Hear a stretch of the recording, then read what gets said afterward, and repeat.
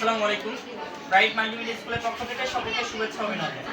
আজকে আমরা 11.2 অনুশীলনীর খুব গুরুত্বপূর্ণ একটা গণিতিক সমস্যার সমাধান করব, যেটা অনেক সালের প্রশ্নে এসে থাকে আর কি। বলছে একটি আয়তক্ষেত্রের দৈর্ঘ্য 10% বৃদ্ধি পায় এবং প্রস্থ 10% হ্রাস পেলে আয়তক্ষেত্রের ক্ষেত্রফল শতকরা কত বৃদ্ধি বা হ্রাস পাবে।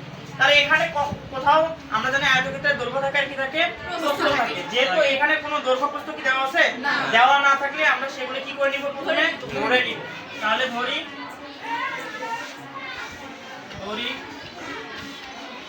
আয়তক্ষেত্রের দৈর্ঘ্য x মিটার, কি বললাম x মিটার, এবং প্রস্থ y মিটার। আমাদের যখন মনে রাখতে হবে একটা জিনিস, যখন আমাদের শতকরা বের করতে হবে, তার মানে প্রথমে আগে ক্ষেত্রফল নির্ণয় করতে হবে। প্রথম কি নির্ণয় করতে হবে? ক্ষেত্রফল নির্ণয় করতে হবে। তারপরে বৃদ্ধি হ্রাসের যেটা আসবে সেই ক্ষেত্রফল নির্ণয় করতে হবে। তাহলে প্রথমে আমাদের আগে ক্ষেত্রফল নির্ণয় করব। অতএব আয়তক্ষেত্রের ক্ষেত্রফল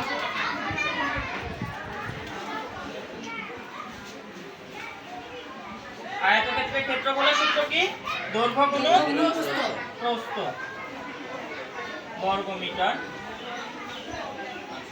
তাহলে দৈর্ঘ্য এখানে কি? x গুণন y বর্গ মিটার। তাহলে কি আসলো? xy বর্গ মিটার।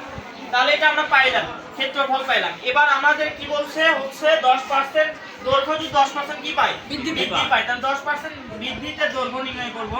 10% বৃদ্ধিতে দৈর্ঘ্য, যখন পার্সেন্টে দৈর্ঘ্য হয় তখন আমরা কি করব, যে দৈর্ঘ্য দেওয়া ছিল সে তার সাথে কি হয় প্লাস। তাহলে প্লাস x এর কয় পার্সেন্ট? 10%। x এর কয় পার্সেন্ট? 10%, এত মিটার। তাহলে x প্লাস x এর 10% মানে কি? x গুণন 10%, পার্সেন্ট হয়ে গেলে কি হয় নিচে 100 হয়। তাহলে আমরা কি করব, x প্লাস এটা কাটা, তাহলে কি হইল x ডিভাইডেড 10। তাহলে আমরা যদি সমাধান করি 10x প্লাস x, তাহলে 11x ডিভাইডেড কি 10।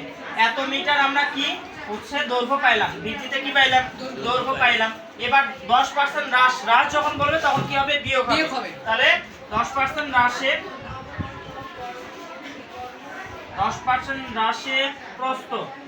প্রস্থ কি ছিল? প্রস্থ ছিল y। তাহলে y মাইনাস y এর 10%। তাহলে আমরা y মাইনাস y এর মানে 10% মানে কি? 10 এর নিচে কত? 100, এত মিটার। তাহলে এটা কাটা, তাহলে কি হলো? y minus y divided 10 metre. তাহলে আমরা যদি ক্যালকুলেশন করি 10y মাইনাস y, তার মানে 9y ডিভাইডেড কি 10। 9y ডিভাইডেড কি পাইলাম? 10 পাইলাম আমরা প্রস্থের মান। কিসের মান পাইলাম? প্রস্থের মান। তাহলে দৈর্ঘ্য প্রস্থ পাইলাম। বৃদ্ধির হ্রাসে 10% বৃদ্ধি ও হ্রাসে কি পাইছি? দৈর্ঘ্য প্রস্থ পাইছি। তার মানে আবার একবার ক্ষেত্রফল নির্ণয় করব, বৃদ্ধি এবং হ্রাসের ক্ষেত্রফল। তাহলে 10% বৃদ্ধি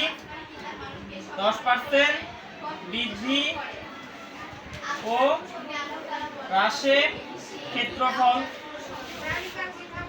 তাহলে ক্ষেত্রফলের সূত্র আমরা আগেই লিখছি, দৈর্ঘ্য গুণ কি? তাহলে দৈর্ঘ্য পাইছি 11x ডিভাইডেড 10 গুণন প্রস্থ কি পাইছি? 9y divided 10। 9y divided 10। তাহলে আসসালামু আলাইকুম, আমি মোহাম্মদ ফিরদৌস মোহাম্মদ ব্রাইট স্কুলের 10 শ্রেণীর একজন শিক্ষার্থী। আচ্ছা আমরা গণিতের 11.2 তাহলে এটা পাইলাম আমরা কি? 15 নং গাণিতিক সমস্যাটি সমাধান করব। চলো আমরা সমস্যাটি সমাধান করতে হবে। এখানে আমরা কোন ক্ষেত্রফল পাইছিলাম? x কি পাইছিলাম? x তার মানে একটা x হয়। কত x হয়? এটাকে যদি 100 দিয়ে ভাগ করি, নিয়ম করে দাও, সেগুলো আমরা তুলব। হরে বড় হইলে সবসময় আমার সার্কিট হরে যখন বড় হয় সেটা একক থেকে ছোট হয়। এটা ভাগ করলে একক থেকে ছোট হয়, বুঝি না লাগবে। তার মানে বৃদ্ধি ও হ্রাসের যে ক্ষেত্রফল পাইলাম সেটা কি ছোট হইলো না বড় হইলো? ছোট হইলো না। তার মানে ছোট হইলে কি হয়? আমাদের ক্ষতি হইছে না লাভ হইছে? ক্ষতি হইছে না। তার মানে এখন তাহলে আমাদের কি বলছে, শতকরা কত বৃদ্ধি বা হ্রাস পাবে? শতকরা কত ক্ষেত্রফল বৃদ্ধি বা হ্রাস পাবে? বৃদ্ধি হবে না হ্রাস পাবে? বলতো হ্রাস পাবে। তার মানে ক্ষেত্রফল হ্রাস পাবে। ক্ষেত্রফল হ্রাস আগে পায় সেটা আগে নির্ণয় করতে হবে, তারপর শতকরা নির্ণয় করবে। অর্থাৎ ক্ষেত্রফল হ্রাস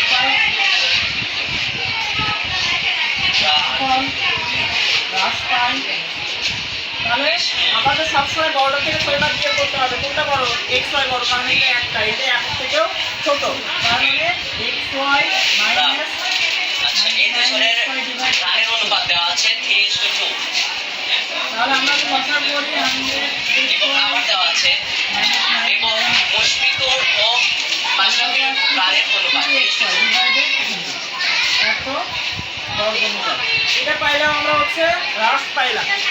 এখন হ্রাস আমাদের শতকরা নির্ণয় করতে হবে। শতকরা সূত্র কি? শতকরা সূত্র হচ্ছে যেটুকু আমার যার শতকরা নির্ণয় করতে হবে সেটা উপরে আর পরিমাণ বিদ্যমান কি নিচে গুণ 100%, নিচে সেটা গুণ কি পার্সেন্ট 100%। তাহলে আমরা অতএব ক্ষেত্রফল হ্রাসের শতকরা, ক্ষেত্রফল হ্রাসের শতকরা। আচ্ছা আমরা অনুপাতগুলো পেয়ে গেলাম। আমরা অনুপাতগুলো খুব সমানুপাতিক করব। সমানুপাতিক করার পর আমরা সাধারণত প্রত্যেককে নিজস্ব অর্জিত মান আমরা বের করতে পারবো। গুণন কত আছে? 160। আচ্ছা দেখো এখানে দুইটা অনুপাত রয়েছে। এই দুইটা অনুপাতের সাধারণত উপর রাশি এবং উত্তর রাশি। এখানে প্রথম অনুপাতের উত্তর রাশি দ্বারা সাধারণত দ্বিতীয় অনুপাতে আমরা সাধারণত পূর্ব রাশি এবং উত্তর রাশি উভয়কে গুণ করব এবং দ্বিতীয় অনুপাতের পূর্ব রাশি দ্বারা সাধারণত আমরা প্রথম অনুপাতের পূর্ব রাশি এবং উত্তর